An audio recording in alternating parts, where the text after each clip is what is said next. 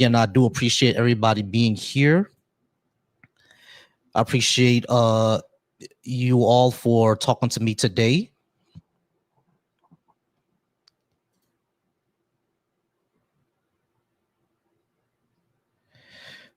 Whammy, I'm not sure what you're talking about. Go ahead and come on up, Whammy. We could talk about that more. All right, user, how's it going, user? Can I get your name, age, and did you disagree with what I had on the board?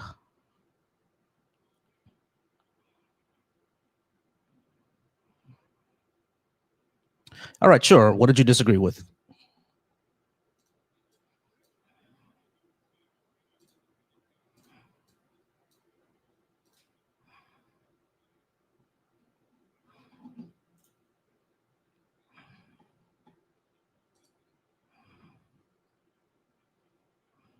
Universal healthcare.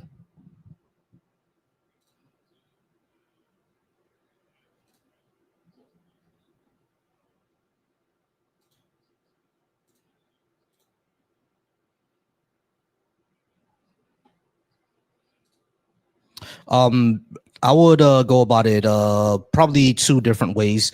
The first way is basically opening up Medicare for everybody, because right now you can only get it when you're 65.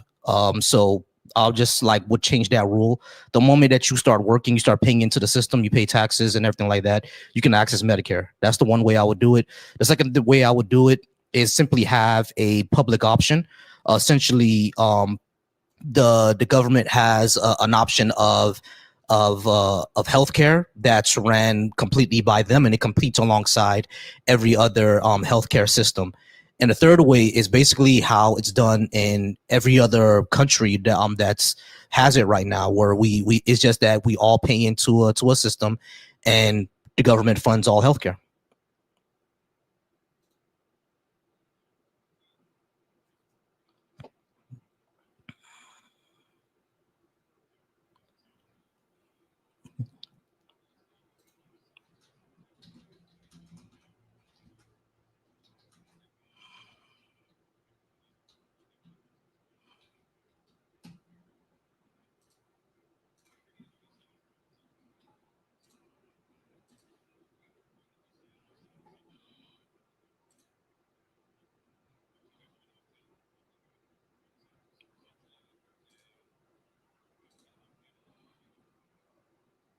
Yeah, give me 1 second. Would you mind giving me a second, please?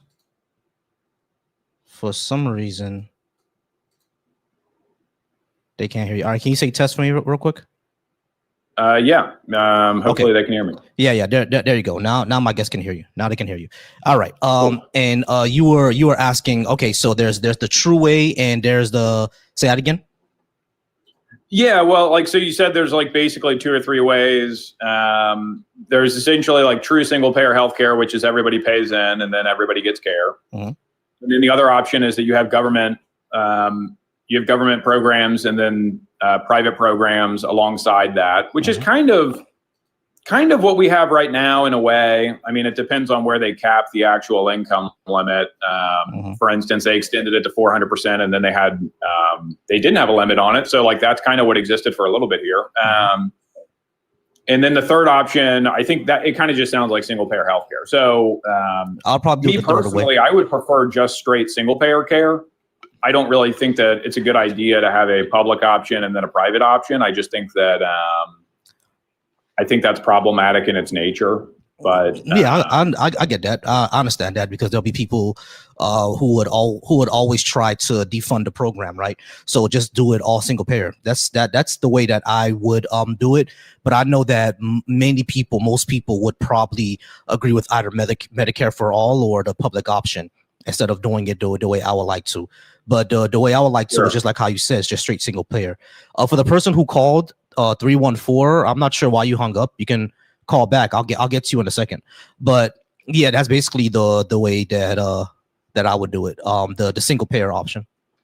Gotcha. Now, and I want to ask you this, because this is where I mean, the right doesn't like this opinion because they hate single payer healthcare, and the left doesn't like this opinion because in my opinion, there would literally it's not up for question. I mean, there obviously has to be guidelines to a single payer healthcare. So for instance, Do you think that it would be, I mean, like, here's kind of my big dilemma with single payer healthcare. Okay. One, the idea of single payer is that the amount of taxes that you collect has to cover the amount of care that you give out, right? Yeah, basically. I mean, it could be a little bit more, a little bit less. I mean, but as long as it's not unreasonably too expensive for what you're collecting in taxes, I think it has to make sense financially, obviously. I mean, you can't not do that, right? Right. I think the amount of taxes that we collect in the United States can cover single player, where we're just not allocating it our taxes the correct way, or the way that that's preferable in my opinion. If that makes sense. I'm not saying that the taxes as they're set up would or would not cover it. I mean, obviously they move the budget, they defund things and then they fund things. And so I'm just basically making the case that the amount of taxes that are collected for the purpose of the single payer healthcare would have to be pretty close to what we're administering in care through the single payer platform, right? Yeah, sure. I agree with that. Okay, cool. So, and in terms of making that a reality, because I ultimately think that would be an amazing reality. Like, I don't like healthcare in America as it is, and I think it's kind of a mixture between, the government provided healthcare and private healthcare. I think that if you were going to do that, you would have to have like some pretty common sense rules on.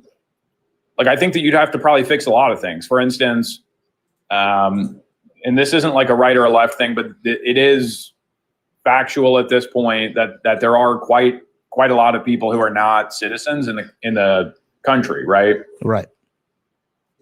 So kind of my thought process goes, well, the whole purpose of single payer is that the people who are paying into the system want it. That's why you would institute single payer, because the people who are paying the taxes want there to be single payer. So in my opinion, if you were ever going to successfully have single payer, it could only obviously apply to citizens unless you had a surplus. But you couldn't use the surplus until you have the surplus. Like, maybe you could use the surplus of last year to cover people who are non-citizens.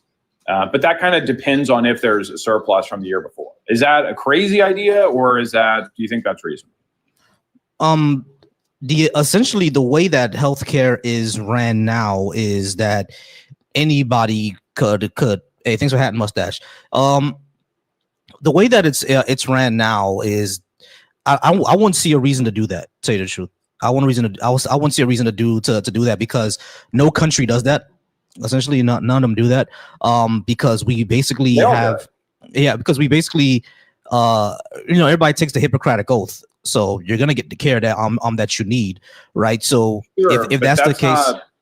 If we have universal health care, I don't think anything would change much, unless like if you were to say that the people who are not citizens are then going to get a bill, but if they're not citizens, they're not going to pay the bill anyway. Let's just go ahead and do universal. Well, yeah. Well, I mean, it's kind of a twofold issue, right? Like, if the taxpayers are paying into single payer healthcare, and then a report comes out, and the single payer healthcare was underfunded, and the hospitals are understaffed, and there's not enough money to provide the amount of care that's required. If 20% of the care is coming from people who are illegal immigrants, I don't think it's insane of the people who are paying the bill, the citizens who wanted to institute single payer healthcare for the citizens of the country, to say, hey, we might need to do something about that. For instance, like Canada and all of the countries in Europe. I'll just do Canada, because I think that they actually have like a true single payer system. If you're an American and you go to Canada and you need medical care, or like you wanted to have a baby, for instance, like, they will let you have the baby, but they do bill you. And in fact, in Canada, they actually will not administer the care unless you provide a certain amount of cash up front for a portion of the procedure. So for instance, like, other countries that do single payer healthcare, they have that restriction. And like, for instance, I know like Britain and the UK, but I mean, if you look at what's happening with the NIH right now, it's completely essentially destroyed. I mean, the healthcare in Europe is not very good. It's not like Canada's. It's not like the United States. It's very, very bad. And if you read into why it's bad, it's mainly because all of the care, all of the money that's supposed to be going toward the single payer system or the public option, they've allowed so many people to immigrate over there or to come in as refugees, and they're sucking up a lot of the money of the NIH. And I'm not saying that's their fault. I'm not saying that those people don't deserve care. But I am making the point that if the citizens who are paying in, if it's their system, if they own it, and they're saying, hey, we want a single payer, we're all going to pay in for healthcare for us, I don't really think that it's anybody's like moral prerogative to say, well, you're allowed to have that system, but you have to allow anybody in the world to come there and benefit from the system without paying in. Like, that just doesn't make any sense. I mean, that's how it works everywhere. That's how it works now. No, I'll tell you the truth, because if an illegal immigrant goes, the countries are running deficits and hold on, listen. Financially exploding. Listen, if an illegal immigrant were to go to the hospital right now, to the ER, that's going to get covered somehow, some way. That's how it's run now. Yes. Man, we don't even know how it's covered. Right. But the second thing that I would say is when it comes to other countries, right, such as the NIH, such as France's system, the issue in their system is not the immigrants. The issue system is that it's underfunded. You know what I mean? And when it's like underfunded, it's not like most, like a good portion of the funding is going towards illegal immigrants, is that the government budget simply doesn't fund it. You see what I'm saying? Well, so if it were, like, for instance, well, hold on, wait, let me just finish what I was saying. It'll be a difference if that it was, fully funded. Like, okay, we need $100 million, and then we're running out because there's 20% of people who are not citizen that needs to be in these that are taking it. That would be one thing, but that's not what's happening. It's basically this program needs $100 million and they give it 75 instead. It's always going to be underfunded if you do that. You see what I'm saying? So the issue is not the immigrants, it's that they're underfunded. But like just kind of think about the practicality of how this actually works, though. For instance, if you have a population of 100 million or whatever, and let's say that you provide 100 million to the NIH, in 10 years ago, the healthcare is good, and the hospitals are fine, and they're not overrun, and the funding is there. Okay, so you have a system that works. In a vacuum, it works. And then if you bring in millions of people from war-torn countries who are fleeing these desperate situations, they're coming over, but they're typically not going to be like high-income people. They're not going to be like contributing a bunch of taxes. But what they are probably going to need is like medical care. So, for instance, the reason that the NIH or Canada, for instance, the reason it might have been properly funded, it would appear to most people that those systems were properly funded 10 years ago. They've allowed in a lot of immigration, and as a result, now those systems are underfunded. But they're not underfunded because the people aren't paying enough money. They're just underfunded because they imported a lot of people who are not really paying a lot of taxes, and those people need medical care. But bro, when we analyze in the last 10 years, they've upped the taxes, and they're still underfunded because it's not keeping up with the immigration. What I'm saying is that when we analyze these systems, that's not the reason. The reason is that the government is simply not funding it. It's what I say. It's not because of the immigrants. They're just not funding it. So what are they doing with all the money they collect in taxes? Well, I mean, these people are paying like 60% total rate in tax. Right. They, I don't know their first world country. I don't know their entire budget, but I know when it comes to France, it's mostly just war shit. Like like France is to Africa what we are to the Middle East, basically. They're always over there. Okay, but I understand like they're all kind of different, and I understand that they each have their own individual problems, but there's definitely, and like, dude, I want you to understand, I'm not like, this is kind of my difficulty with the left, is like, this isn't really like it's kind of like a common sense issue. Like, if you were going to do a single payer healthcare, right? No, I get what you're coming from. I get what you're coming from. But there's more expensive, right? I get what you're coming from, but there's several mistakes you're making. You're assuming that these people are not paying taxes, and within the United States, we know that they do. But the second mistake that you're making is that when we actually look at the data of what's going on with these healthcare systems, it's not because there's a bunch of immigrants in the system. It's just that their governments are simply not funding it. That's the reason. Okay, so I want to get this straight. Okay, so this is just kind of a thought process. So people in these countries are paying like roughly 60% total tax. So they're paying like twice or more the amount of tax that Americans are paying. They have single payer systems. Those systems are underfunded, even though they're collecting all this money in taxes. And so the solution is to put more responsibility of administering healthcare into the government, which for some reason is collecting 60% of everyone's money in taxes, and they're not able to run a healthcare program. But the answer would be to give them more power and more funding, and that's your solution. No, they're able to run the healthcare program because every single time when they properly it's not going well. No, it can go well. What I'm saying is that when it's properly funded, it goes fine. Whenever they don't fund it, tax the people more though. They're already getting taxed 60%. You actually let me finish my sentence, bro. When they actually fund these programs properly, everything goes good and well. The problems that you're talking about when it comes up is the years where they do not properly fund it, where they take austerity measures. When they take austerity measures, that's when the healthcare systems goes to shit. But when they don't do that, the healthcare systems are fine. So it's not because they're putting immigrants into the system. Extra money to fund them, though. Hold on. Someone's echoing. Give me a second. Like there doesn't need to be any extra money. It just needs to be properly funded, and they don't do it. Okay, so are you suggesting just cutting the budget from other things and then just putting more money into healthcare? Yes. Okay, well then, okay, all right. If that's the solution, then what? This is like actually kind of racking my brain. So the people who like countries like Canada and in the UK, so their politicians all advocate for single payer. So the people of the country give these people their taxes and they let them put in a program to put in single payer healthcare.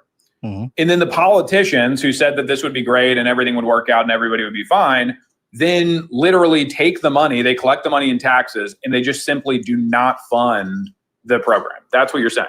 Yeah. They fund other things, or they cut into the program exactly. They cut into that program to fund other things. That kind of indicate that that the government in and of itself, because of corruption and because of human greed, is not capable on a large scale of actually doing single payer healthcare. No, they are. They are actually capable of doing it because we see. Because hold on, it's not your turn yet. That depends on the country that we're talking about. Because in Japan, it's not. Hold on, it's not all of them. Because in Japan, it's not a problem. Yeah, but they have no immigrants. So. And also, that's kind of the thing. So I'm saying, right, but hold on. But budgets, and I don't think that it's just strictly underfunding. I think that just when you bring in the data doesn't say that, bro. That's a lot of money. What I'm saying is the data doesn't say that. It doesn't say that. You're just assuming that to be the case. But when we look into the issue that these people that these healthcare systems have, like France, like the NIH in Canada, immigrants aren't the issue. I'm not saying that immigrants just in and of themselves are the issue. I'm just saying that just common sense, like mathematics would tell us, if you have a system 10 years, like, I'm just kind of struggling to understand this. So are you suggesting, so just to be clear, because this is the only way that what you're saying is true. So what you're saying is that the funding to the NIH and the funding to the healthcare systems in the UK they've been going down. They've been funding those less over the last couple of years. Yeah, they fund them less. They do austerity measures, and that's the first thing they target. Let's look up total funding for Canadian healthcare over the last 5 years, and let's see if they've been cutting the funding. I mean, maybe you're right and I'm wrong. My gut tells me that these programs have probably become a lot more expensive over the last 5 years. And if that's true, that would negate your point. No, it wouldn't. It would. If it gets more expensive and you don't fund the expenses, that's underfunding, my friend. Like, what do you mean? Listen, but like if your car note, like if your car note goes from, saying that they've been cut, that they're getting less funding, and let's say that your car note is $400, and then for some reason your bank makes it $600. If you're still paying $400, you're still underfunding your car note, right? You got to pay $600 because it went up. Right or wrong? Oh, he left. All right, so let's talk to Kang. Kang, how's it going? Can I get your name, age, and did you disagree with what I had on the board? There's someone who keeps calling from the 314 area code. I don't know who that is, But 314 area code, like, you got to go ahead and actually wait for me to answer you. I'm not sure why you call in and hang up in 5 seconds. But, excuse me. Sorry about that. Kang, how's it going, Kang? Can I get your name, age, and did you disagree with what I had on the board? Yeah, I'm 38. I disagree with a few of the things on your board. I was just wondering if we could sort of pick up where that conversation was. Okay, sure. Well, what did you need? What you want to talk about? Yeah, so essentially, let's imagine this. So the government says, you give me this $100 and I'm going to provide all of these services, right? But then they don't actually provide all of the services. So then they come back to you and they say, hey, we messed up a little bit with our budgeting. We're going to need just a little bit more this time around. All right, fine. So we give a little bit more. But then those programs still don't get funded. So at what point do you say you don't need more money? You just need to be better stewards of the money that you get? The moment the program comes in, like, that should be the first thing, right? Anyone voting for measures that, which is why I think we as a people need to get more involved with what our politicians and everything like that vote for, because the first thing that they do is to cut funding in one area and put the money towards another area, or just don't fund that program at all. Then we know that there's an issue there, and we should vote that person out, and we should hold our politicians responsible. Like, I don't think that, like, a politician just being a politician, I mean, there's going to be a jerk that pockets, taxpayer dollars. That doesn't usually happen. Like, but these type of things do happen on Capitol Hill or every government, where they just don't fund something to fund something else. Because you're not answering the question that I'm asking. So let me try to ask it a different way. Maybe it'll be clearer. No, I think I did answer. You said, at what point do you think that you guys don't need more money? You need to be more. The question was? Right. Can I explain what the question was? No, I understood the question, and I did answer it. Okay. I said that when hold on, wait, Kang. I did answer the question because you asked at what point, Kang. I'm going to answer it again since you probably didn't hear me. You're not answering the actual question. You probably didn't understand my answer. So here's my answer. I don't have a problem understanding you. It's that it's irrelevant to the at the point where you tell them they need to be better stewards of the money is the point where the program starts. They should always be stewards of the money. Now, if you're saying that in your situation we didn't do that, then yeah, when we see that the first time they do that, that's at the point where you said, y'all, I don't need more money. I need to be better stewards. Figure this shit out. We don't want to raise our taxes anymore. Y'all figure this shit out to actually fund this program you said you're going to fund. The first time they're going to do it, or even when they're going to do it, like the first time the program goes in, you do it. The second time they say that we need more money, you need to ask why, what's happening, is it properly funded, why isn't it properly funded? Ask all the questions in order for them to be better stewards of the money, because we don't want that program cut. Do you think that the problem is that the United States federal government doesn't have enough money to do it, or do you think that they are just not good enough stewards of the money currently for the programs that we have in place, not for what you want? They don't have the political will. It's not that the American government are not good stewards of the money, because when it comes to the United States military, they're actually stewards of the money, right? Well, actually, no, you're right. You're right about that. Hold on. Yeah. They're actually not. Actually, yeah, they're actually not. You're right about that. You're actually right about that. When it comes to the United States government, they can be good stewards of the money, right? That can happen. The issue is political will. There's no political will to be good stewards of the money. Stewards of the money. What happened? Where are they good stewards of the money? When have they been good stewards of the money? Prior to Reagan, and you can look at multiple programs that prior to Reagan, they were very good stewards of the money. Reagan basically, was saying that government is the problem, so he slashed things like the IRS, people who would actually audit. Like, the reason why billionaires get away with not paying their taxes a whole bunch of times is because we don't have enough IRS people to go after them, and they've even admitted it. They even admitted that we don't have enough agents to go after the billionaires who skip out on their taxes, which is why they attack us. And all these are funded by lobbying groups and stuff like that. So if we get rid of Citizens United and get rid of like money and politics, did he leave? Oh, he left. All right, guys. The phone line is open. Go ahead and call in 786-751-7853. It's right up there. It's right up there. You guys can go ahead and call in. For some reason, John Stevens is telling me that Kamala lost, and I'm not sure why he's telling me that for. Yeah, she lost. Sure. But anyway, y'all, so the phone line is right there, 786-751-7853. Call in if you would like.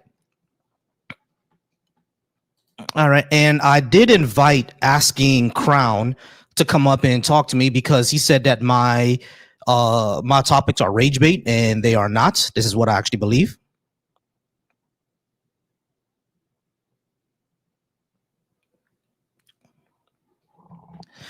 These are what I actually believe, and I can tell you what I actually believe them, but you will have to come up and actually talk to me.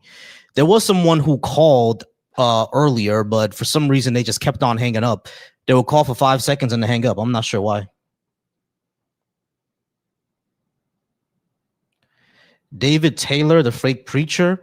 I probably have heard of him, but maybe.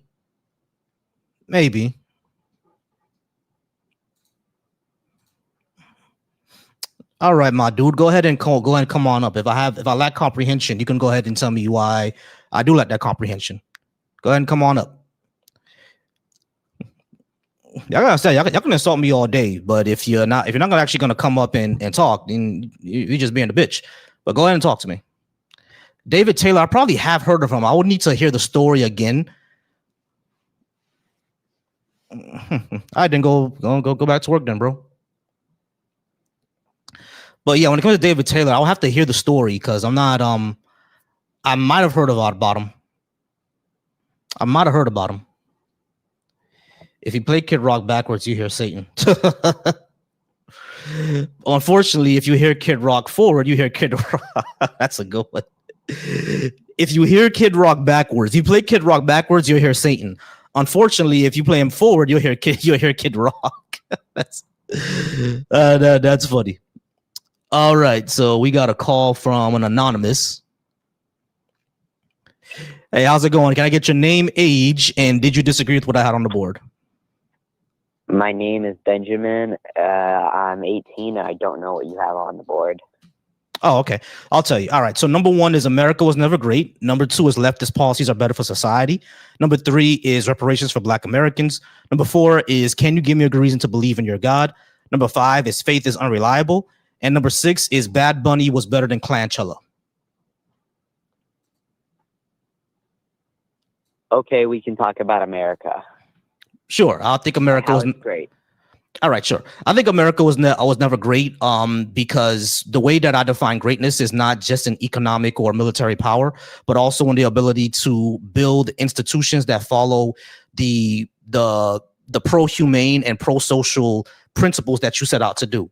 Like, for example, America, one of its pro-humane, pro-social principles that it says it sets out to do is liberty, justice for all, freedom for all, equality, opportunity, et cetera, et cetera.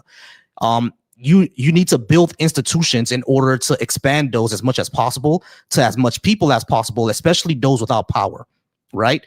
In American history, we've seen that not only have they failed to do that, they fight against doing that. And even till today, we fight against doing it. So until we can change that, America can't be great. Right. And, as a compatriot of Israel and America, I think it is best we strive to make America great. And I think, what you laid out there is just perfect. And, as a compatriot of Israel and America, I think that it'd just be a great thing, what you laid out. Yeah, sure. It'd be a great thing if we did that, but America hasn't. So why do you think America is great? Why do I think America is great? Because anybody can become president. No, we can't. Not everybody can become president. Well, name people who can't be president. People who aren't rich. Obama literally came from an immigrant family, and he became president. And he was rich? I don't think so. I thought he came from a poor immigrant family in Hawaii. when he became an adult, he was a lawyer. So his wife, they made like $1 million a year. Okay, well, he became rich in his adult life. I thought you were talking about people that come from poverty, which he does come from. He doesn't really come from poverty. He comes from the middle class, actually. His mother was middle class. Well, but I get what you mean by that, right? I get what you mean by that. It could be like, I think Bill Clinton was poor and then became rich later. Yeah, so I get what you mean by that. People who are start off in one area in life can rise up to be in the most powerful seat on the planet. That does take a lot of connections and stuff like that, though. But I do get like overall what you mean. I get that. But okay. What's your political affiliation? That's the question. I'm a leftist in the same vein of Malcolm X, MLK, and Huey P. Newton. Oh, so like not a Democrat, like a leftist, like a black empowerment kind of leftist? Yes. All right, that's cool. I mean, black empowerment's cool and whatever. You know, you guys have been oppressed and you guys have been horribly mistreated, segregated, enslaved. I think it was absolutely horrible. But I mean, like, I don't know about empowering any race or people because, like, I don't want to detriment any other people. You know, I want us to all be kind of equal and doing our own thing. Yeah, sure. I think everybody agrees with that. All right, so then that's my grounds for disagreeing with black empowerment. Maybe the same way as like white empowerment or Jewish empowerment. You know, I just disagree with any empowerment. I'm not sure why you disagree with empowerment, because if a group has been oppressed, then the empowerment of that group is not the disempowerment of anybody else. White people in this country have always had the power. So calling for black empowerment is not calling for disenfranchisement of white people. However, calling for white power does have a cultural and historical connotation of oppressing other people, because whites already have power, so you don't need more. I mean, blacks have had power. I mean, Obama being president doesn't mean that black people have power. That's stupid. Well, hey, if this was the 1950s, he would not have been able to run, but he was able to run. And that doesn't mean that black people have power. That's ridiculous, man. He had the power, and he was half black. That doesn't mean that black people have power, bro. What are we talking about? No, then what does it mean for people to have power? I mean, like, black people can go to college, can go to school, they can get good jobs, get degrees. Yeah. Do we run any institution in the United States? We have universities. That's not my question, man. The institutions of the United States, such as finance, banking, healthcare, military, the government itself, do any of us run that? I mean, you guys ran the government for 8 years. So you were voted until Obama being president doesn't mean that black people run the government. This is kind of dumb. The government. The president runs the government, the head in chief. The government, the president doesn't run the government, man. It's checks and balances. See, now Trump thinks that's the way it's supposed to be, and the Republicans tend to agree with them. But yeah, that's not how that works. Okay. Well, just know that you're open to become a true child of Israel and come to Israel. Well, why would I do that? Because Israel is the greatest country on earth, and the land was promised to us 3,000 years ago. No, it wasn't. There's no God. Yahweh doesn't exist. Excuse me? Yahweh doesn't exist. Are you an anti-Semite? Yahweh doesn't exist, and Jewish people aren't magic. Nothing was promised to you. What you're saying. Nothing was promised to you, my friend. But Abraham had the covenant with God. No. Are you serious? All right. So we're gonna go ahead and move on. I do appreciate y'all. Hey, everybody, tap that screen, y'all. Tap that screen. I do appreciate y'all. I do appreciate y'all for being up here. Again, the phone number for anybody who wants to talk to me is right up here: 786-751-7853. Go ahead and call on up. All right, go ahead and call on up. Carl, go ahead and call in. I'm not sure if I spoke to you before, Carl, but go ahead and call in, and we can go ahead and have that conversation. Yeah, this was insane.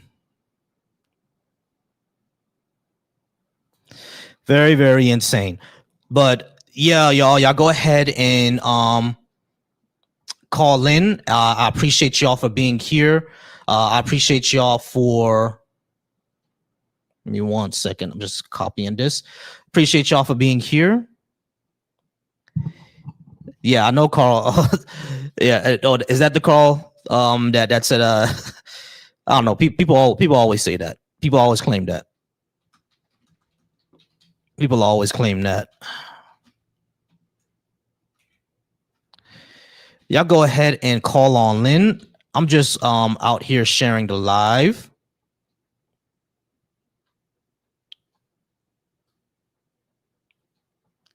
I'm just out sharing the live. So if anybody would like to call in, go ahead and call in, and then we can run that. We can have a good conversation.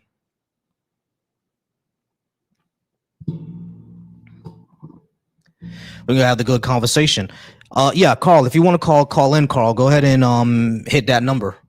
All right. So shout out to everybody who's watching me on the Deconstruction Junction. Sorry, everybody who's watching me on Volcy Thoughts. Y'all go ahead and tap that screen. Let's try to get more people in here. I see people over on Deconstruction Junction asking about reparations. Hey, y'all, the phone number's right here, y'all. So I'm not sure why you're asking in the comments when you can literally just call in and, you know, we can talk about the conversation. Like, for example, do Sicilians get 50% reparations? Not sure why you bring up Sicilians, but call in. Tell me what your point was. Trump is going to grant you reparations. Might as well wait for the second. Well, I don't think Trump is going to do it. Africa has slave shops. Arabs bought most. South America also huge. America only 3 to 5% of slaves. Yeah. So, like, I don't. Y'all are saying all these in the comments, and there's the phone number, y'all. There's the phone number. You can call in. You can actually talk to me about it. Like, I don't know what y'all so afraid of. I've had actual decent conversations before, but y'all would rather just bitch and moan in the comments, which is weird. Nah, Leland, I'll let people talk. Yeah, I just can't, think you can over talk me. Because I'm not gonna fight for the mic on my own show. You know what I mean? I'm not doing that. I'm not gonna fight for the mic on my own show. So if you just go on 3 5-minute rants, I'm gonna mute you up and I'm like, I gotta answer you. You know what I mean?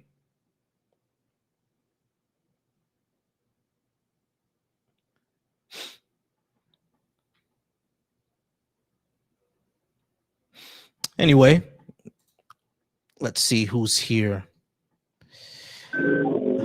All right, 903. How's it going? How's it going? Can I have your name? All right, can I have your name, age, and did you disagree with what I had on the? Ooh, sorry about that. I muted you by mistake. Can I get your name, age, and did you disagree with what I had on the board? So my name is Joshua. I'm 37, and I disagree with some of what you have on the board. All right, Joshua, 37. You disagree with some of it. All right, I'm going to go ahead and put our countdown on the clock. What did you disagree with and why?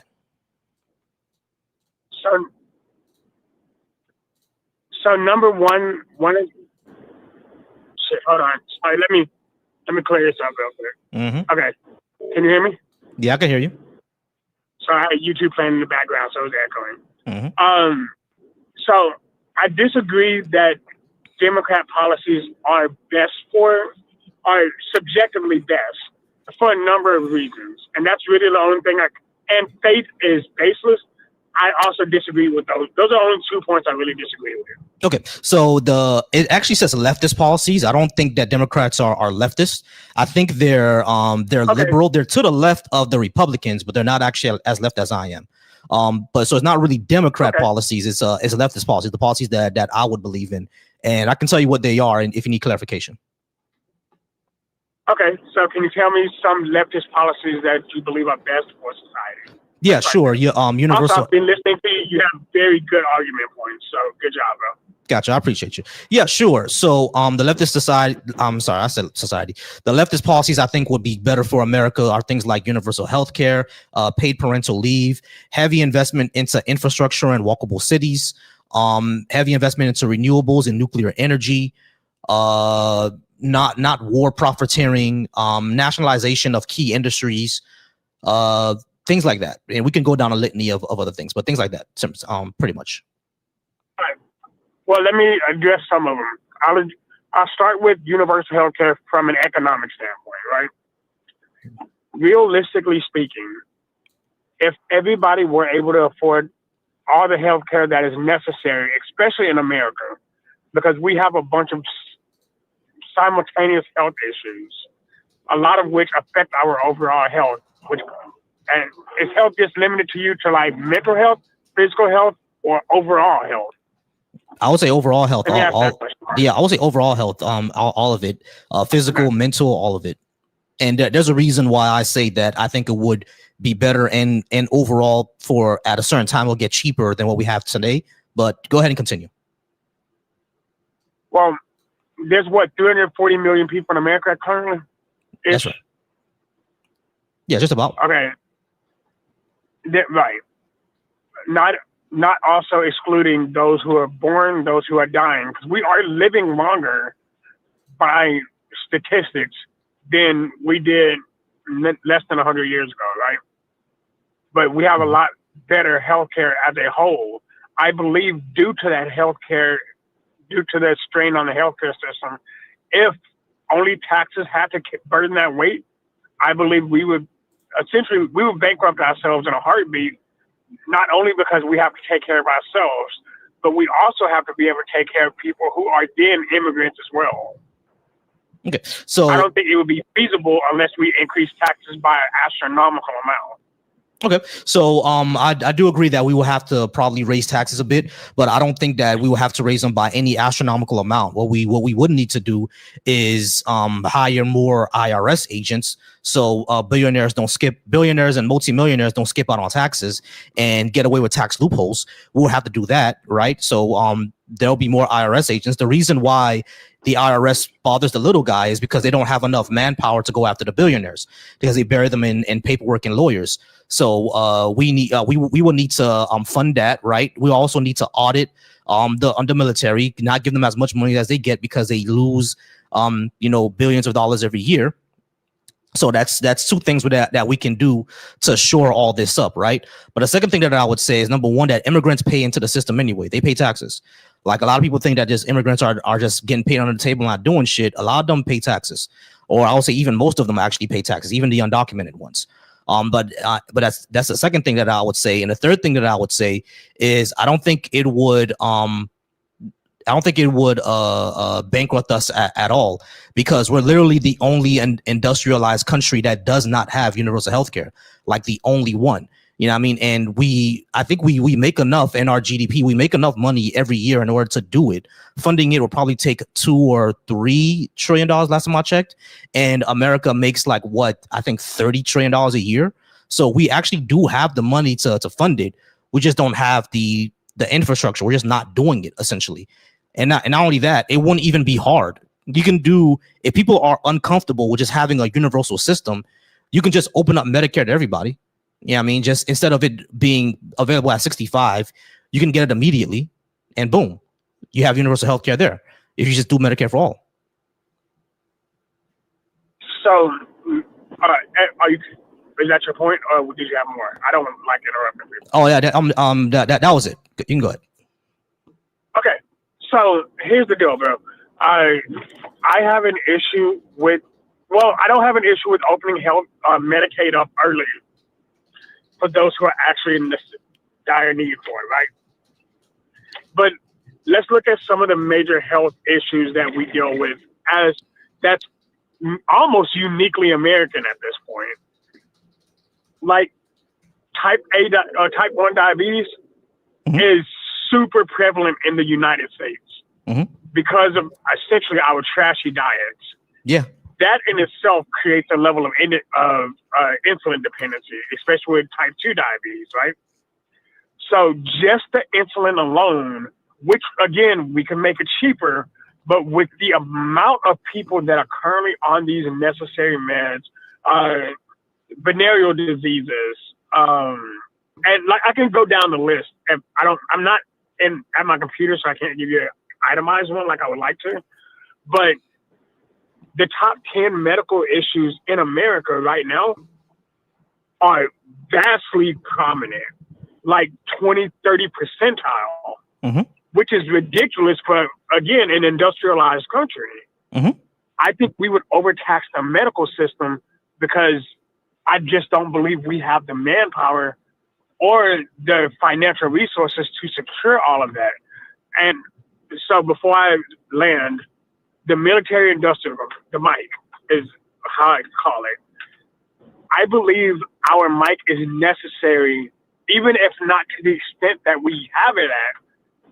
The reason why so first and foremost, America is an island, but we're an island that still has threats to us. It would take a lot for somebody to actually threaten us, but that doesn't negate the fact that there are active threats that we do need to be prepared for in any normal situation. And I believe, I'm the type that believes I'd rather have it and not need it than need it and not have it. Yeah. So when it comes to our health problems, right? I do agree with that. I think everybody agrees that our issues with like diabetes and stuff like that, those are very uniquely American, and that's because there's glucose and everything. There's sugar in all of our food, even in French fries. There's sugar in it. So that's one of the main reasons why we have such an issue with diabetes, right? So I agree with you that there's a lot of things within the food industry that does need to change. I don't agree. Excuse me. I disagree with the way that RFK wants to do it, but I do agree with the certain, excuse me.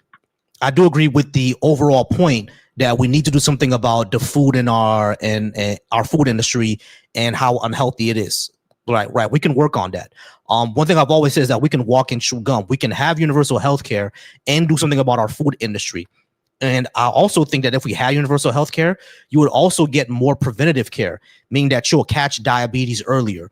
Like a lot of people catch their diabetes, they're diabetic within their late teens to early 20s. And even if they do catch it early, they don't do anything about it because, they just can't afford the insulin. So if we did actually have, what other countries do, such as price controls on insulin and such as having the universal health care and encouraging preventative care, which more people will be able to do because they'll be able to afford it, you'll see a lot of these health issues basically, for lack of a better word, go down or not be as prevalent. You see what I mean? That doesn't mean that it's going to disappear overnight. I think we can take care of our obesity and diabetes issues within 15 years if we institute not just price controls on insulin, but universal health care and reforming our food industry. So that, unhealthy preservatives and, chalking everything full of sugar to preserve it, everything like that. If we do those things all at once, then you will see that the issues you're talking about will be less and less prevalent. And I think we can do it. Okay. The only reason that we're not is because of political will, essentially. I think that's the only reason why we're not doing it. Well, let me give you a little bit of pushback there. So in 2000, I believe it was 2 or 3, when Michelle Obama started the Let's Move initiative. One of its RFK's current WIC restrictions are based on Michelle Obama's Let's Move food diet, the food section of the Let's Move initiative. They're very analogous. And so the thing is, like, in schools, I was in high school at that time. So I kind of remember when they started changing the diet as a whole. One of the issues that happened, though, is the reason why I agree with what's going on is the weight of what has to happen, right? So, like, if we're going to do things to control over our diet, if we're going to do things to control overall issues, as a people, in order for universal health care to work at an effective level, we'd essentially have to be able to, one, nuke people's diets and control how, not just what people eat, but how they eat. Like, there's a lot of anti-freedoms that would have to come with it to even begin that issue. And I think that's what my inherent concern would be, to change. Because if you change too much too fast, you're going to cause bigger issues than just simply than just simply people being overweight or people just stopping sugar. Mm-hmm. All right. So when it comes to Michelle Obama's program, right? The issue with Michelle Obama's program is that it did stigmatize people, and not only that, the food was just nasty. Like you just look at it, the shit it was just nasty. It was pretty gross, right? So that's what was going on. But what I would say is that you don't necessarily have to control anyone's diet. You just have to give them viable options and appealing options, essentially. Like there are dishes out there that are healthy, like like a fish with like asparagus and broccoli and stuff like that. That's pretty healthy, and it tastes good, and it's appealing, right? So that's all you really need to do. You just need to give more viable options. But one of the big issues, like I said, with the American diet is, again, our food industry, all the preservatives, all the sugar. I mean, we regulate that more often. We're able to do that. And I think a lot of the issues that you're seeing, like I said, will be less prevalent. It definitely would, because this is a little anecdotal, but I don't know if you've ever spoken to anyone who's been overseas for any amount of time, like people who go to, like, Germany or the UK or Japan for like 2 or 3 weeks. They always say whenever they come back to America, they saw that they lost 5 pounds, or they lost 10 pounds, they lost 15 pounds. Oh, no, I've been one of those people. Yeah, exactly. So, no, I absolutely understand it. Yeah, exactly. So the food is just different. Yeah, I mean, so I think if we concentrate on those things, I don't think we need to control anyone's diet. I don't think that's necessary to do. We just need to provide better options, if that makes sense. We are at about a minute left. Did you have anything else, though? Okay. Let me attack the faith thing real quick. Sure. Because I don't believe faith is a problem. I think the way people interpret faith is the problem. No, I don't mean to be overly religious, but at the end of the day, God made us all the way we are for a reason. And if God believes that everything knows us from the beginning to the end, he also knows how we think about every aspect. I think people forget that faith is equated to love, and love is equated to being the desire to put one before self, even if that faith is in God. Okay.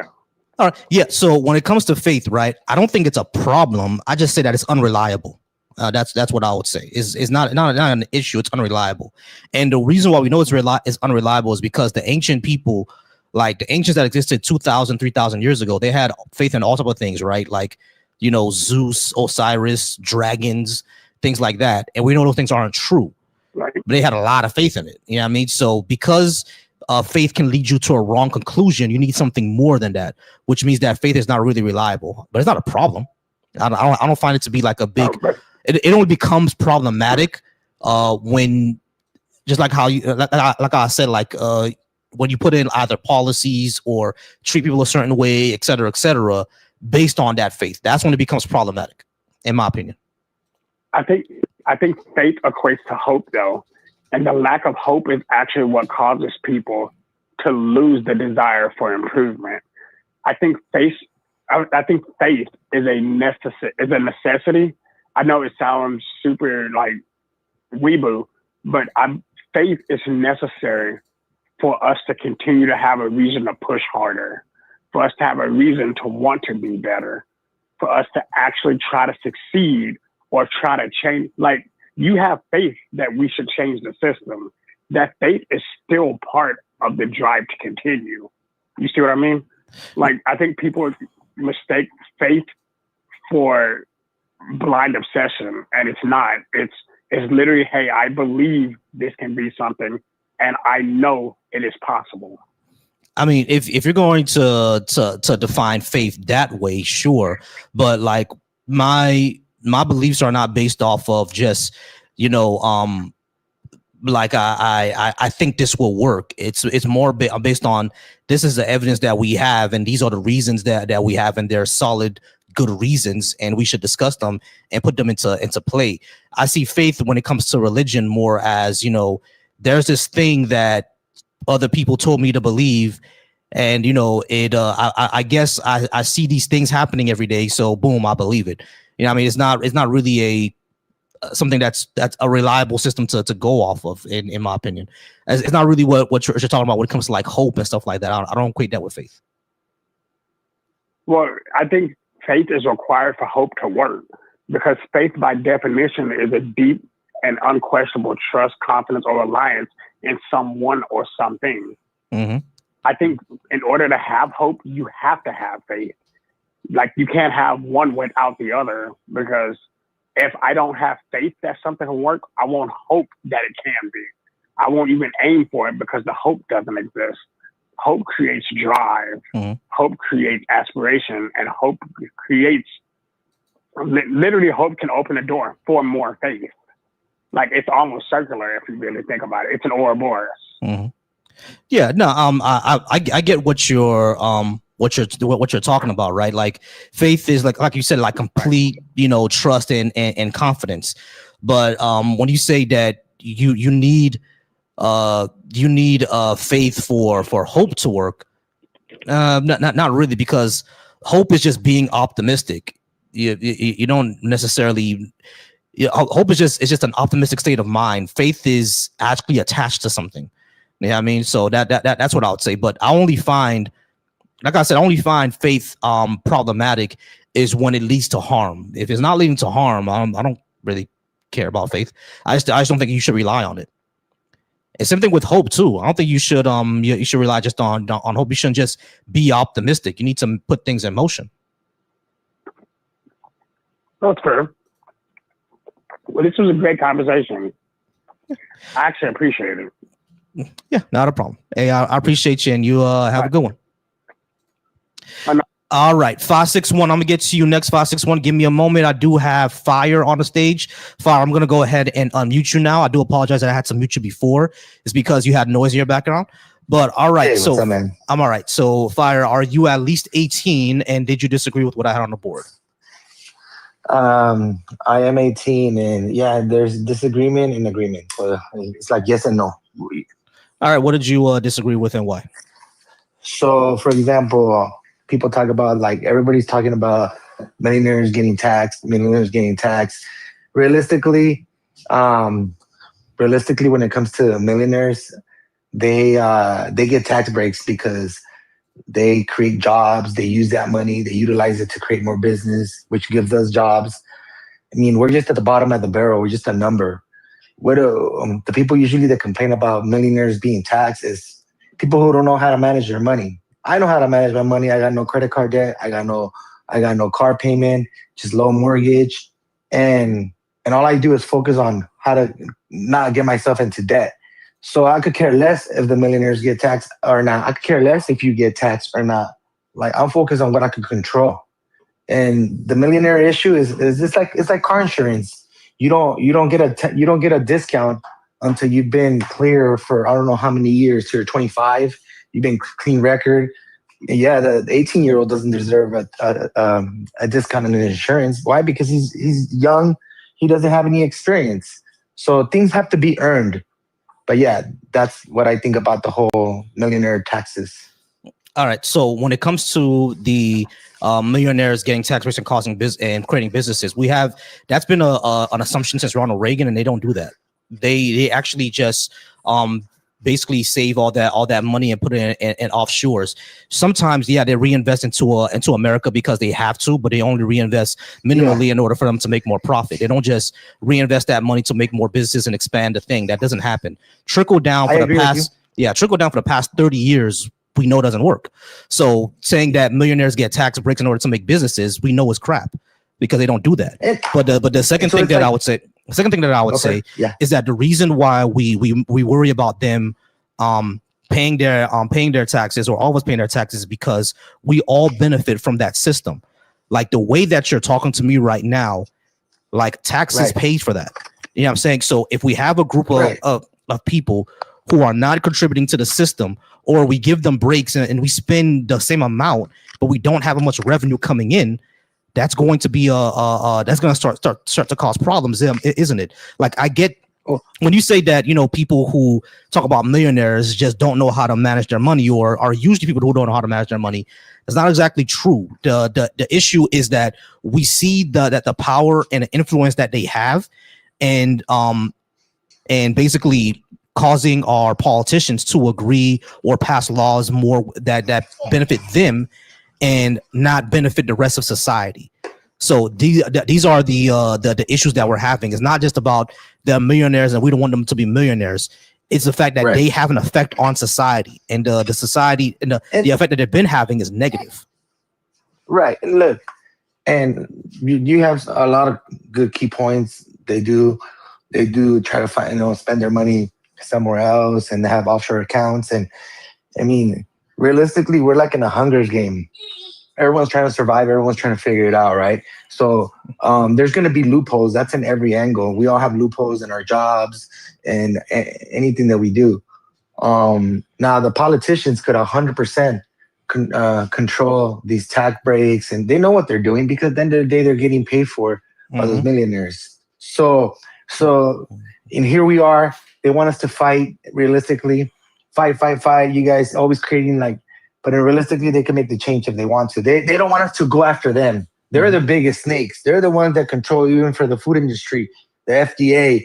They don't put, these. So I'm gonna switch. Now I'm gonna go into the whole medical stuff.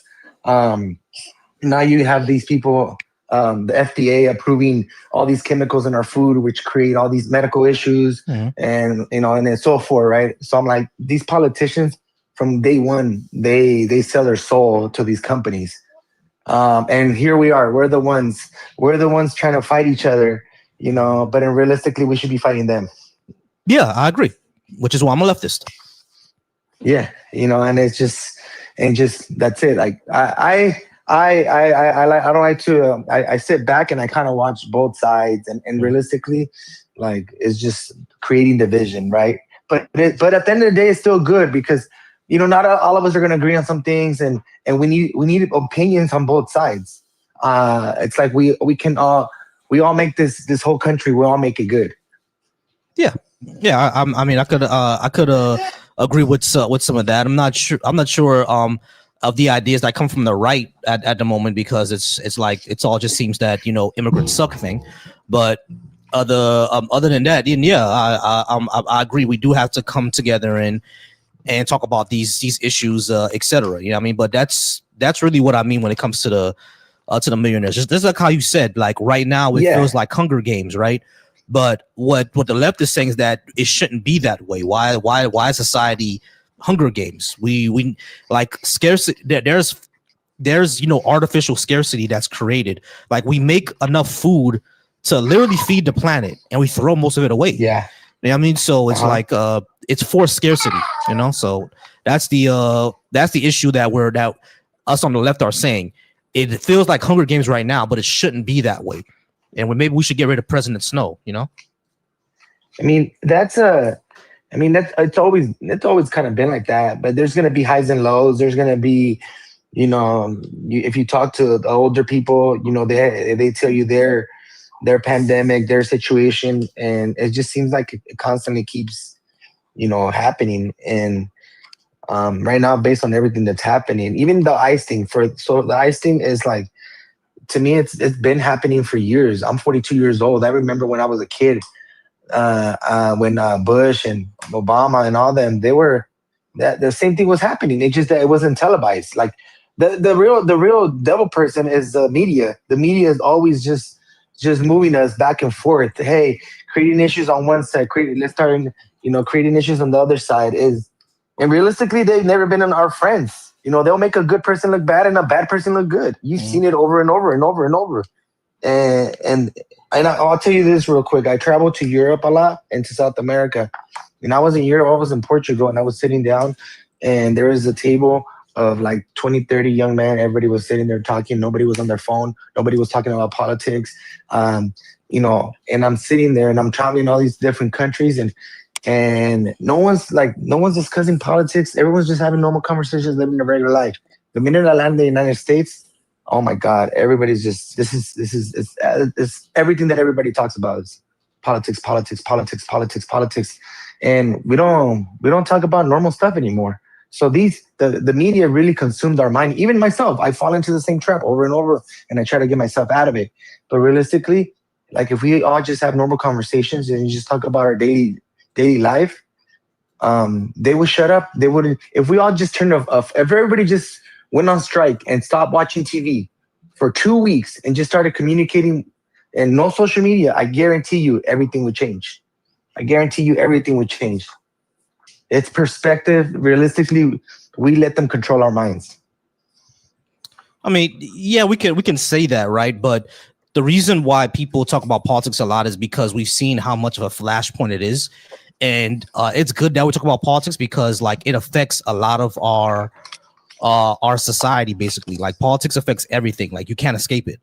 Now we can talk about other things outside of that, sure. Like when I'm with my friends, like I catch up on what's going on, or we talk about what's going on with the kids. You know what I mean? If we watch a certain movie, like what books we read, like sure, these are all things to talk about. We can talk about it, but I think the reason why, especially when it comes to minorities like black people, the reason why politics is so important is because our existence in this society is politicized.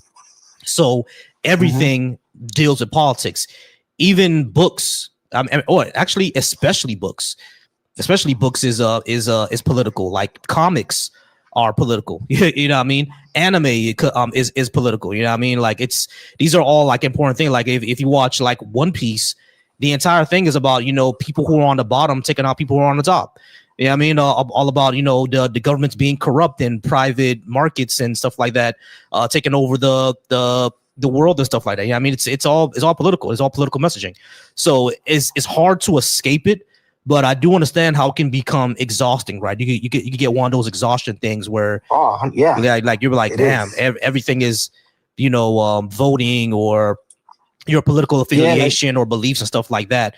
But the reason why that is because a lot of times it becomes a measuring stick for like, can I be friends with you? You know what I mean? Because I can be friends with someone who thinks that universal healthcare isn't a good idea because we have to raise taxes a bit. That's fine. I could be friends with that person. Like we could talk about it, and if he disagrees, he disagrees. We could be friends after that, right? But if his politics is informing him that women should be in the kitchen, and the reason why black people have issues in America is because we have lower IQ, now it's a problem. I can't be friends with that person. You see what I'm saying? Yeah. So that's the reason why all this becomes important. That makes sense? Yeah, no, it's 100% makes sense. But I think what they're doing is they're making it. It should be separated. Like, all right, guys, 20%. All right, from this time to this time. But they don't care, man. They're just shoving it They're shoving it down our throats 24/7 for the last since President Trump was in office for the first time to all the way to now. It has not stopped. Like the media attacking, and like honestly, realistically, what has really got things have changed. Things have changed on and off, but realistically, like I continue with my life. I continue to just work, control what I could control. And my outcome has been good, but it gets exhausting. That's why I travel in and out, because I come back here and it's just nothing but political. Like nothing. That's all it is. I try to change my algorithm and they just dump it back. They dump it back. So it's not healthy for us to be, when it comes to besides, like I said, it's not healthy. Like no, I agree. I agree. Rage baiting is not healthy for us. We should all be outside. We should all be touching outside and everything like that. Oh, speaking about that, just a quick announcement, everybody. Saturday and Sunday, I'm not going to be streaming because I'm going to be with wifey. It's Valentine's weekend and I got to spend time with her. So this weekend is not going to be any streams, y'all. So Saturday, Sunday, no stream.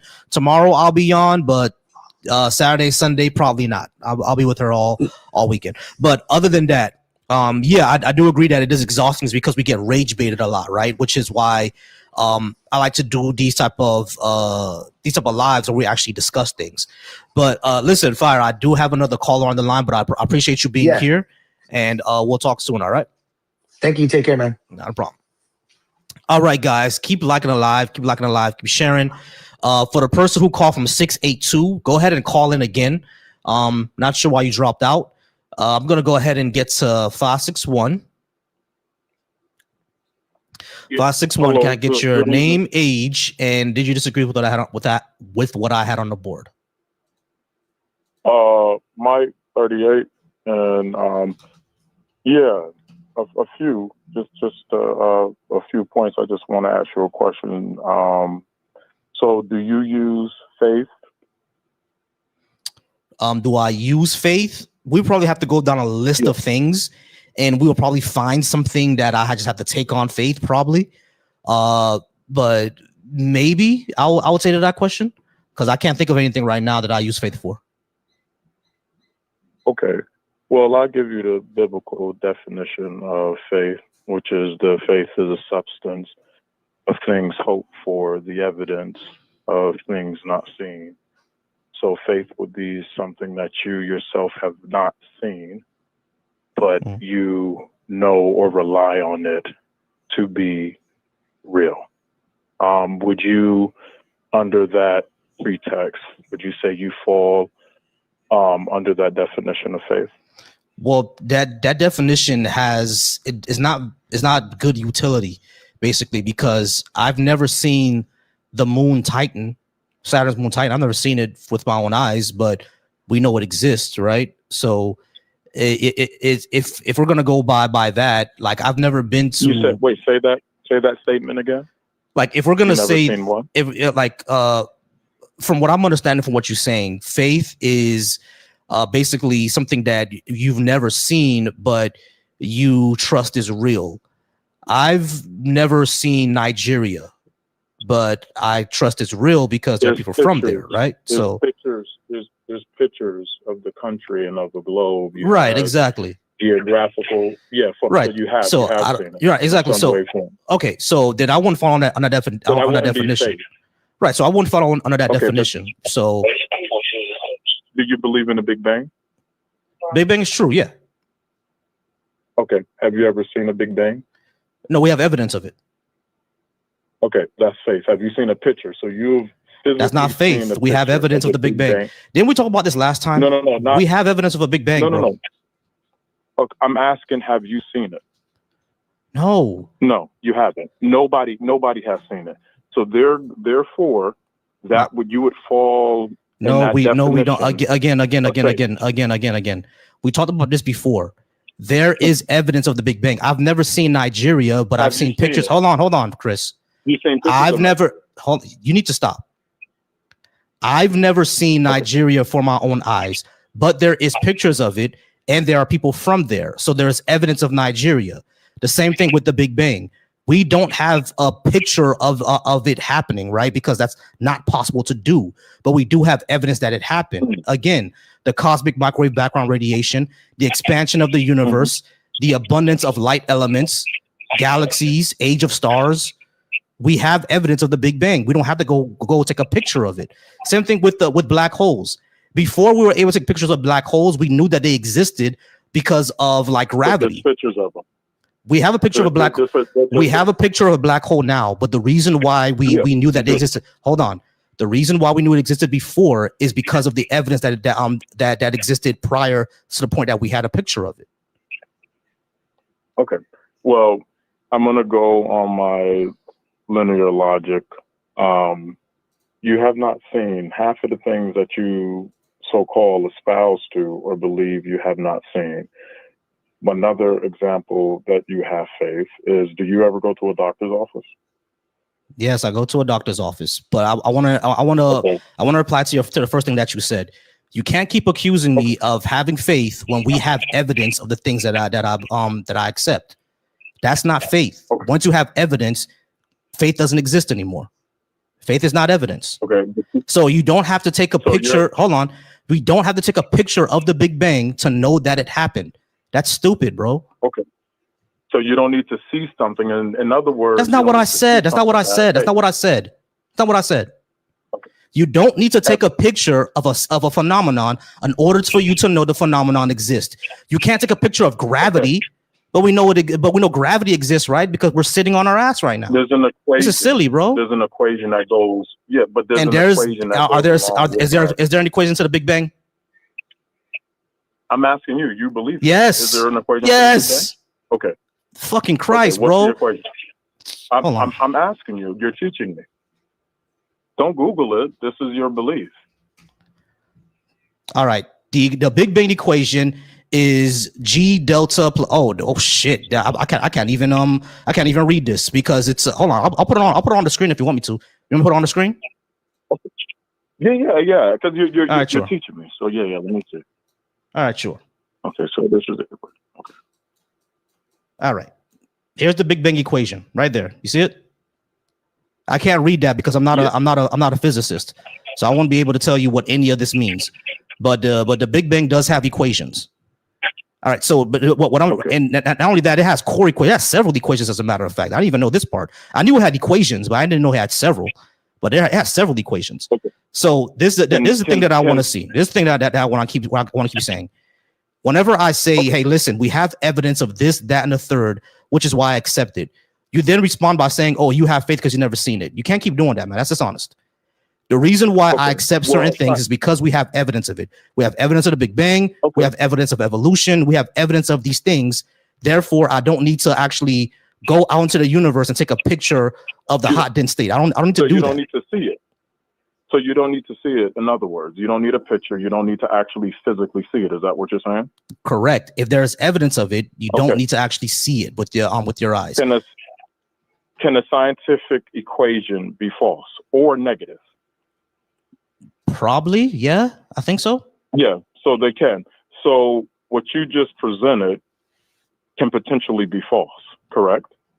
Sure. It hasn't been proven true. Okay, so my theory and God, the way in which you believe in the Big Bang theory, there is substantial evidence first that shows that Jesus Christ was a real individual.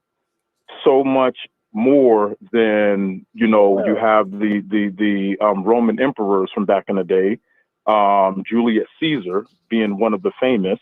There's more evidence of Jesus than Julius Caesar. There's more evidence of Jesus than a lot of so-called, even Alexander the Great. A lot of these, monumental figures in history. Okay. Do you accept that Jesus Christ was a real person? Jesus Christ was a real person. But your claim that there's more evidence of Jesus than Julius Caesar is really without merit. Yeah. No, it is with merit. You give me all of, we'll do this. Give me all of the evidence that proves that Julius Caesar existed in the time that was said that he existed, and what proof and evidence do you have, or people like you with Jesus Christ, you have actual visual evidence of him actually being in the places that he says. So that's one piece of evidence. Then you have manuscripts. You have everybody. You have Siddhartha Gautama, Buddha, all of these famous people, or even Muhammad. All of these figures throughout history have spoke of Jesus. And then you also have atheists who have proven Jesus' genealogy. So I'm asking you, what evidence do you have that Julius Caesar actually existed, other than his own writings? So what you have may have read. His own writings. Which writings of Julius Caesar? The commentary on the Bello. Okay. Yeah. So he wrote it. He also wrote letters to people. He also wrote a letter to Cicero. Oh, actually, he didn't write a letter to Cicero. Cicero wrote a letter to him. So there's Cicero, and not only that, there's archaeological evidence such as coins with his face. Like that proves like direct evidence that he existed. Like we have actual coins with his face on it. Okay. And the argument, so that I'm clear, I'm saying there's more evidence of Jesus Christ than Julius Caesar, and you refuted that evidence by saying writings. And his own writings, Caesar's own writings, meaning the ones that he actually signed himself, and people writing to him in coins with his face on it that date to the time that he was supposed to be alive. Listen, I'm not fighting on, with you on the history of Julius Caesar. What I'm saying is the same evidence that you use, and you didn't discredit that Jesus was alive and a real person, but the same evidence that they use to validate or, archaeologically validate Julius Caesar, there's more substantial evidence that validates Jesus, but it would be, irrelevant because you already believe in Jesus. So you believe he was a real person. What part of Jesus Christ's life don't you believe? The powers. The power. So the miracles and stuff that took place. Right. There's no way to actually prove those. Okay, so does that mean they're not true just because it can't be proven? Doesn't mean that they're not true. Doesn't mean that we shouldn't believe it. Okay, so I would say that would be an agnostic stance because you're not saying that it is, but you're also not saying that it isn't. You're just saying that since there's no proof, we shouldn't believe it. Right. So, like if I were to tell you that I'm a genie from the lamp, you're not going to believe it just because it's written down in a book, right? Yeah, but the person, I'm talking about just the physiognomy, the physical form of Jesus Christ. We know that he was a real person. My question to you is the body. We have been able to find every single, for the most part, everyone's body that has existed for the most part in history, at least the biggest, political figures, historical figures in the world. Jesus Christ said that he was risen from the dead. They have searched, atheists have searched for Jesus's body since, I don't want to say the beginning of time, but for a very, very long time. What would you say to, the ones that cannot find Jesus's body, that the Bible asserts that, his body is no longer here? What would you say to that? So what? The Bible can say anything that it wants. It doesn't make it true. Here, listen to what I'm saying. Yeah. They gave the exact location. Like if something was lying, like if, let's say, a book or a story was lying, I would not give the exact location to where something is, because then you could easily go to that spot, to that place, to try to find it, and you would be able to dig it up, and it would give less validity, or it would make it easy for your story to become distorted, or to be found out to be a lie, because you're given exact locations, you're given exact people, you're given exact time, and things that were happening during that time. Jesus, we know where he was buried. We know the tomb of Arimathea. We know exactly where Jesus was buried. Archaeologists have found the tomb where Jesus has been buried.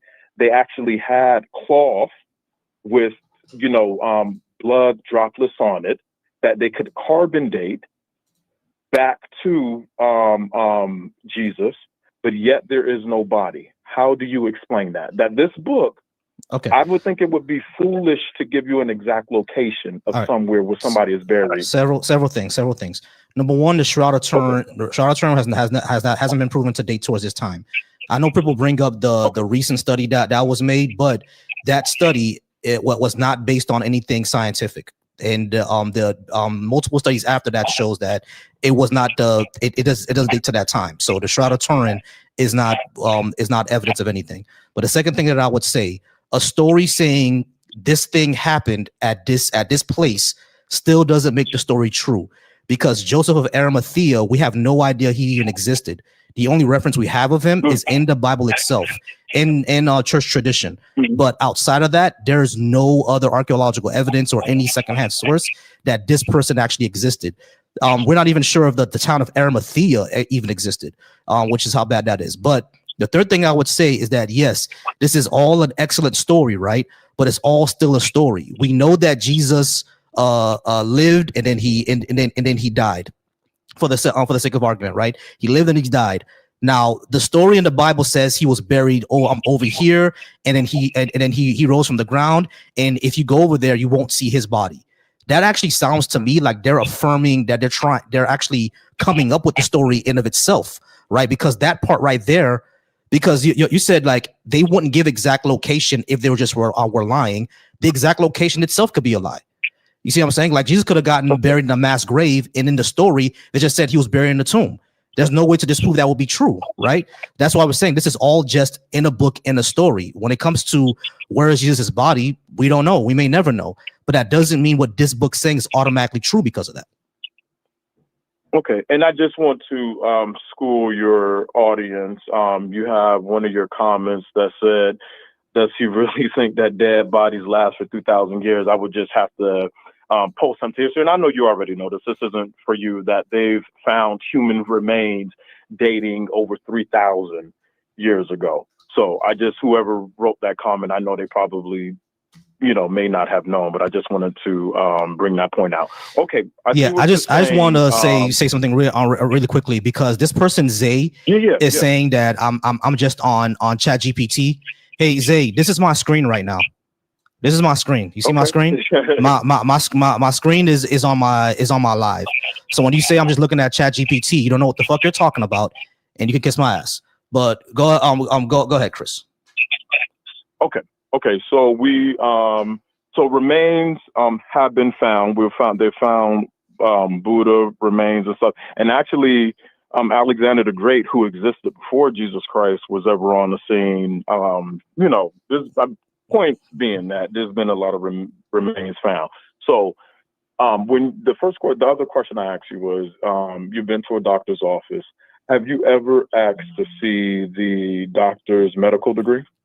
No. Okay. So me too. I'm gonna agree with you on that front.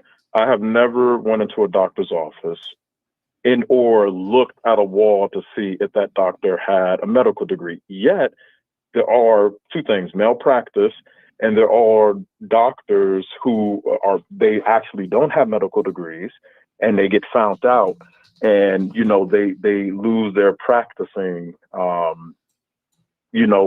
work or whatever. They're no longer able to treat patients. So I say in your everyday life, you do use a form of faith. You do not know, you have not seen, like the doctors that you go and visit, you have not seen that they have a medical degree. They're functioning. There's been many, especially in Florida, there's been many medical offices that have been functioning without a medical degree. And, you're talking about 10 plus years, however long, until somebody actually says something, and they come to find out, okay, this person is not a real doctor. They're actually fake.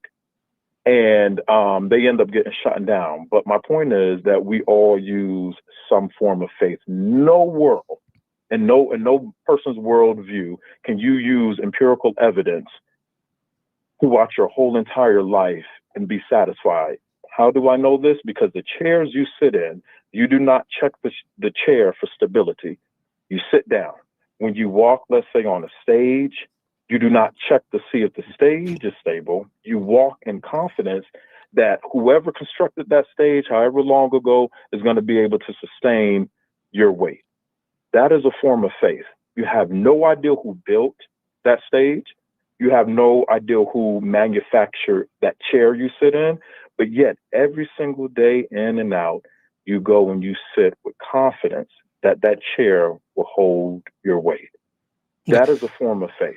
The reason why that's still in empirical is because if these chairs that when I go into the office or buy at Walmart were to constantly fail, they won't buy them anymore, because that's a liability issue, right? I can sue my job, I can sue Walmart, I can sue the company for making faulty chairs. So it's if that's not happening, if a company is still making chairs and they haven't gone out of business yet, or they don't have a bad reputation for making chairs, then offices, if they had a bad reputation for making chairs, law offices or the places where you work wouldn't buy them, right? Because that's a liability issue. Same thing with the stage thing that you're talking about. Same thing with the doctor. Because if doctors' offices were to keep hiring people without knowing their medical degrees, without asking any questions, they will be sued to the high heavens, right? So our entire system works off empiricism, as a matter of fact, because the only people who get away with not actually being doctors are the ones like the fake doctor that was down here in Florida, where he basically started up his own office, started seeing patients. He didn't go to he didn't go to an established office or a hospital or anything like that.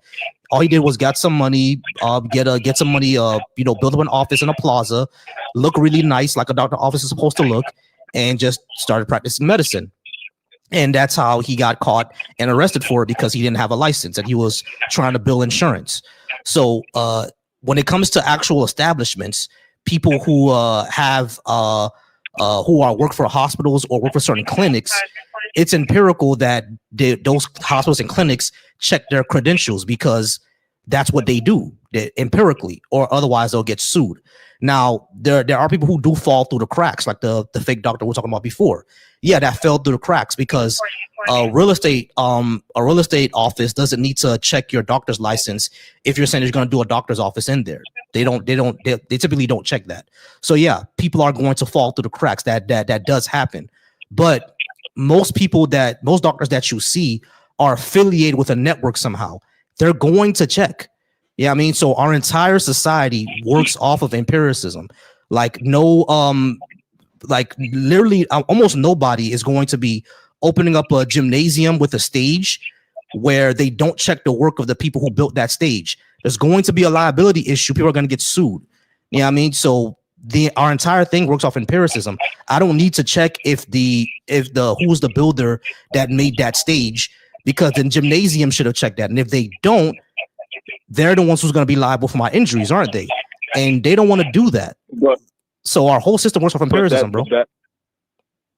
Okay, but that would only be relevant for the so-called, not just the Christian, but the believer in whatever religion that you may put your faith in.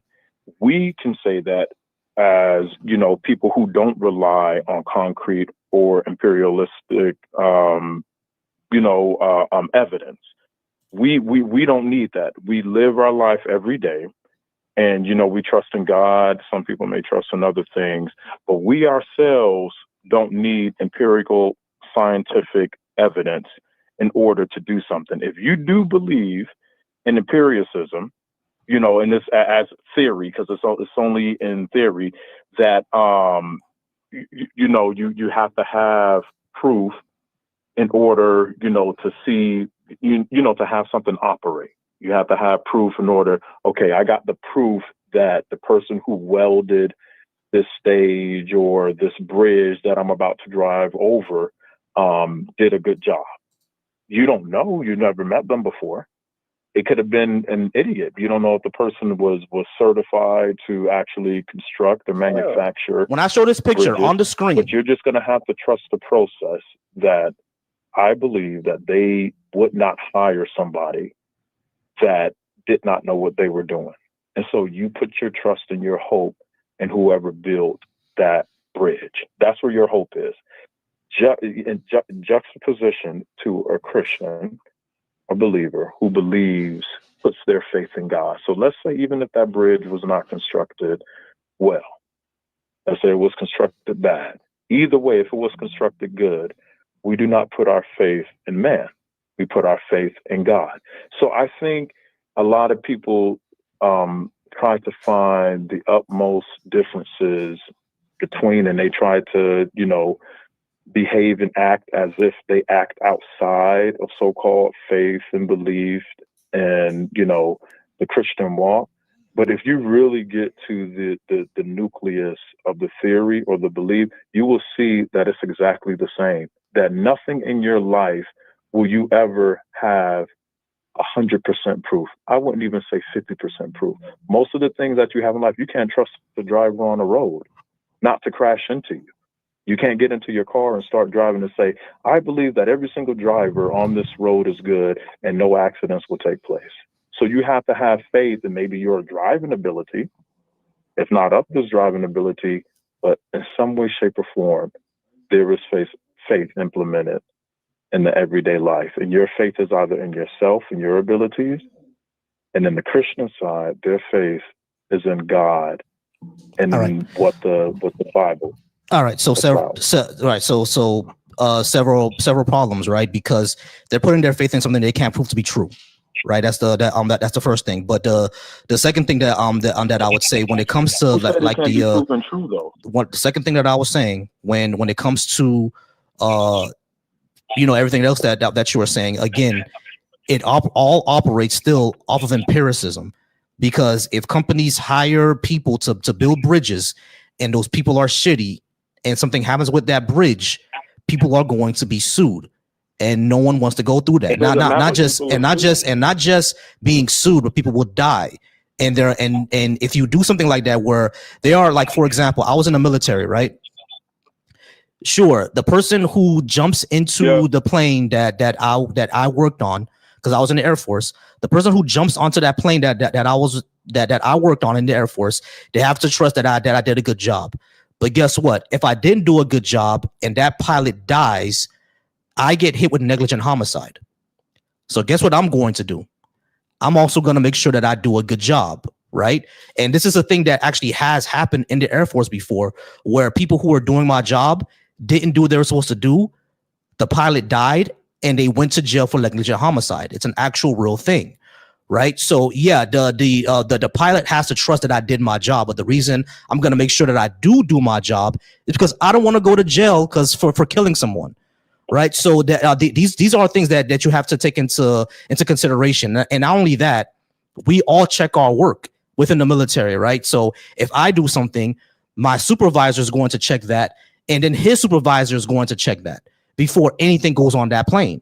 You see what I'm saying? So these are all the checks and balances that happen throughout society. Like, this is ubiquitous in any type of major project that's going on. It's going to go through several levels of checks.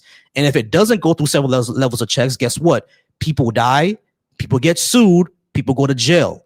You know what I'm saying? So all this reinforces empiricism. There's going to be paperwork. There's going to be something that happens to make sure that someone did their job. You see what I'm saying? And if that doesn't happen, if that doesn't exist, people will die. Like, it's not even like a joke at that point. People will die. You see what I'm saying? So like, all of this backs up empiricism, because when a bridge falls apart, the first thing they do is, who was the construction company? Who did they hire? What was the paperwork that they had? Et cetera, et cetera. It keeps going through that, and it keeps going through lines and lines and lines and lines of paper to see who didn't do their job. All that is empiricism. But that's a distortion. That's a straw man. I'm not arguing about somebody being sued. I'm arguing about your belief, not knowing who built it.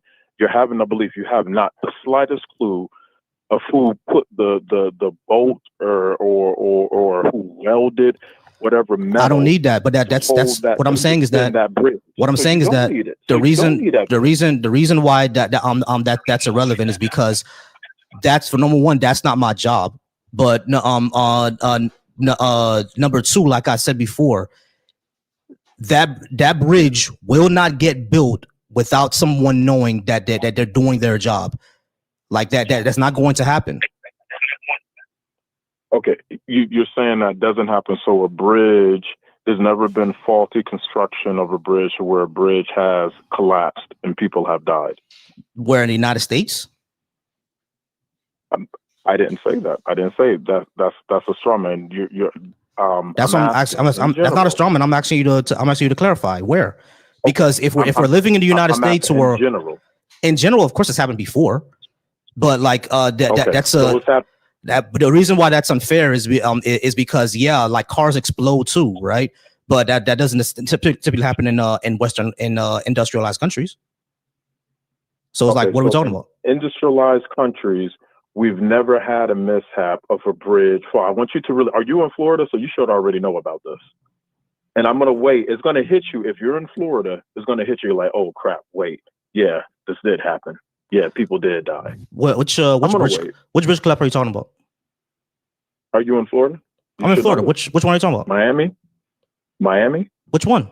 Remember the bridge that collapsed that was connecting what was it, by FAU, and it collapsed, and they were, the I guess the so-called warning signs and all of that. You have to look it up because it's been a minute since it's happened.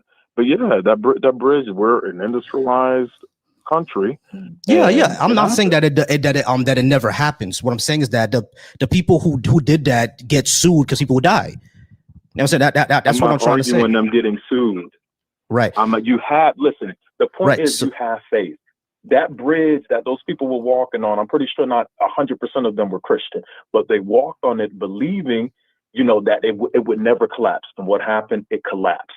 So therefore, they're so-called, because someone didn't do their job, right? It doesn't matter. I'm not arguing about somebody not doing their job. I'm arguing the point that you have faith. You have some form of faith that when you go out there that the people that are driving, even let's use driving as an example. When you're driving, okay, so your point, your entire point is that because I don't know who built certain things, I have an implicit trust that they did a good job in building that certain thing, simply because that's typically how our society works. Yeah, sure, I have to implicitly trust that a bridge builder actually did their job. Great. Let's say I take your point for what it is, right? And you call that faith. Cool. I have faith that the person who's supposed to build this bridge actually did a good job, and I was wrong, and I got hurt. That still makes faith unreliable. No, it doesn't, because I would hope a reasonably logical person would see that something that I put that was, hey, scientifically notated or scientifically tried, it still failed. That men are fallible. But the thing the thing is, like, they didn't scientifically do anything, because if a bridge builder didn't do their job, then that means that they lied. Doesn't mean that they scientifically did anything. They just lied. Okay, to actually say that again, because I want to understand what you're saying. I'm sorry. All right. What I'm saying is that if a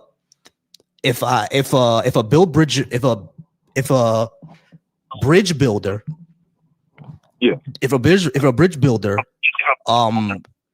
failed or didn't do something to make sure that the bridge was safe, they didn't use anything. It wasn't anything about science. That's the bridge builder lied.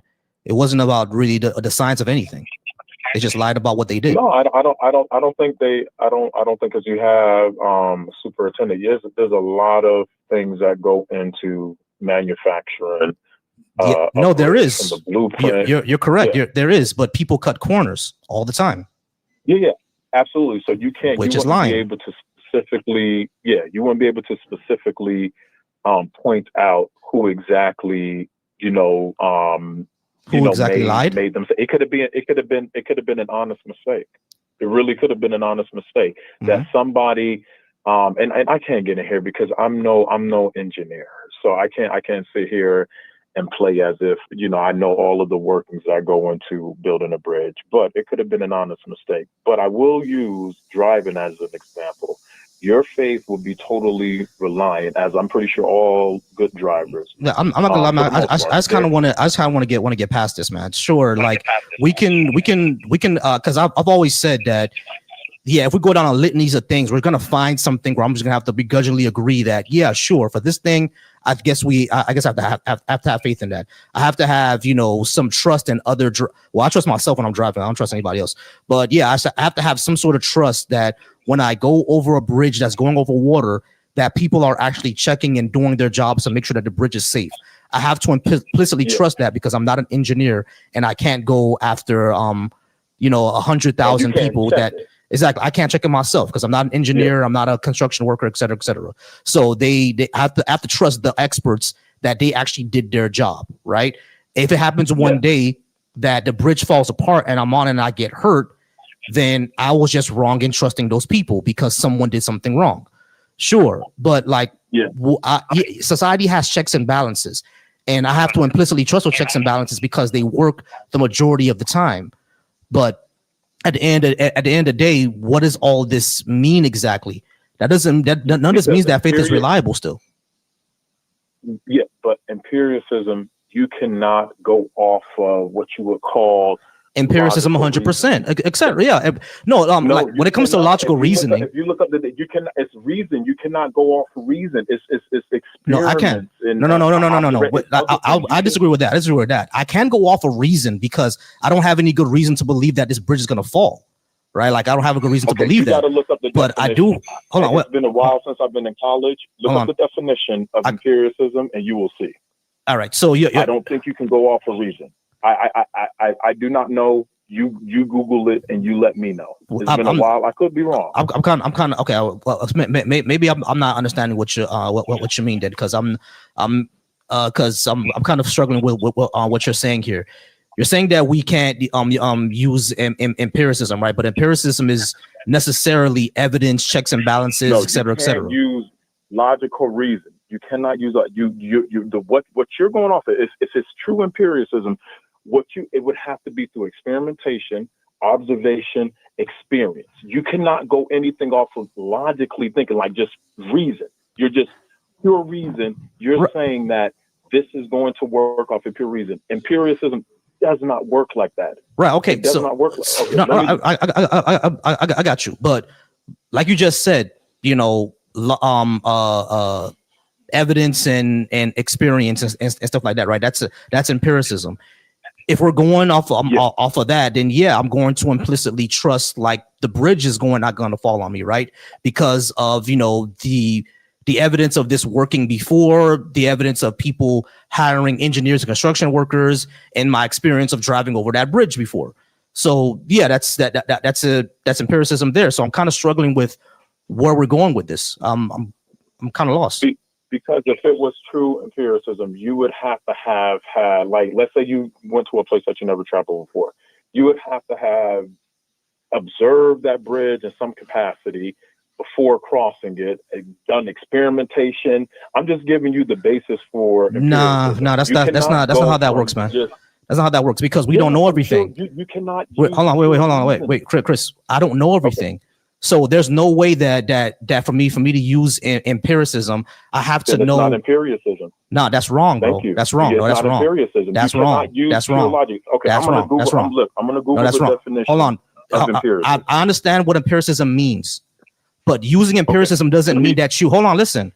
Using empiricism doesn't mean that you personally have to do every single experiment out there. That's crazy, bro. That's not what that means. Okay, I'm just gonna read you the definition. Hold on, Chris. Listen. Stop. Okay. I understand what the definition of empiricism is because you gave it to me. That's not what I'm arguing. What I'm arguing is that for you to say for empiricism, for me to use empiricism, I have to do experiment on every single thing I use is crazy. That's not how that works. Yeah, but that's your belief system. No, it's not. Okay, it is not. Let me just read this. No. Hold on. Stop. You don't need to read anything, because stop saying I'm going to read this, because you're not understanding my point. My belief system is not that I have to do an experiment, a scientific experiment on every single thing that I accept. That's not what that means. That's not what I ever believed. What are you saying? Okay, so where did your knowledge? Let's say you're going to a new place.